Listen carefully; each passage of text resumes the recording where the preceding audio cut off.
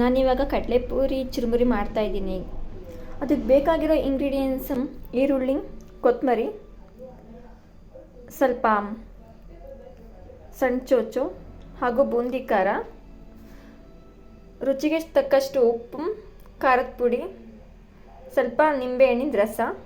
ಇದು ಪುದೀನ ಹಾಗೂ ಹಸಿಮೆಣಸಿನ್ಕಾಯಿ ಸ್ವಲ್ಪ ಖಾರ ಕಮ್ಮಿ ಇರೋದ್ರಿಂದ ಪುದೀನ ಹಾಗೂ ಹಸಿಮೆಣಸಿನ ರುಬ್ಬಿ ಇಟ್ಕೊಂಡಿದ್ದೀನಿ.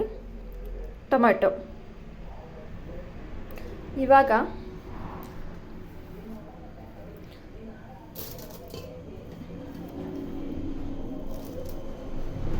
ಈರುಳ್ಳಿ ಹಾಕೋತಾ ಇದ್ದೀನಿ.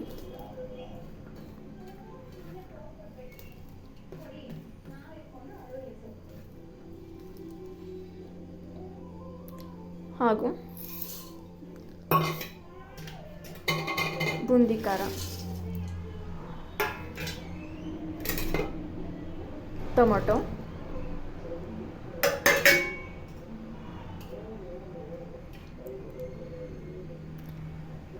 ಸ್ವಲ್ಪ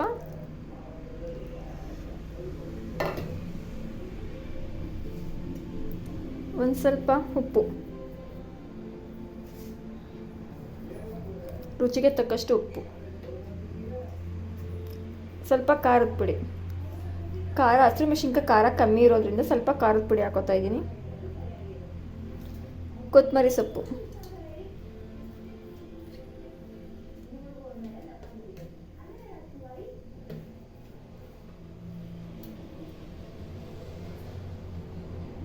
ಸ್ವಲ್ಪ ನಿಂಬೆಹಣ್ಣಿನ ರಸ.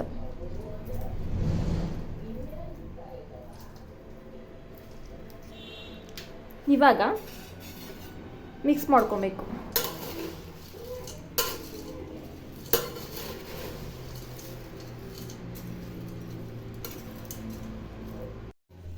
ನೀಟಾಗಿ ಕಲಿಸ್ಕೊಂಡಿದ್ದಾಯಿತು.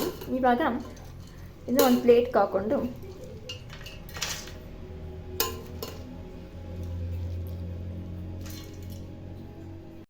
ಇವಾಗ ಚುರುಮುರಿ 5 ಮಿನಿಟ್ಸಲ್ಲಿ ರೆಡಿ ಆಗಿದೆ. ಇದನ್ನು ಸಂಜೆ ಟೈಮಲ್ಲಿ ಕಾಫಿ ಅಥವಾ ಟೀ ಜೊತೆ ತಿನ್ನಬೇಕಾದ್ರೆ ತುಂಬ ಟೇಸ್ಟಾಗಿರುತ್ತೆ.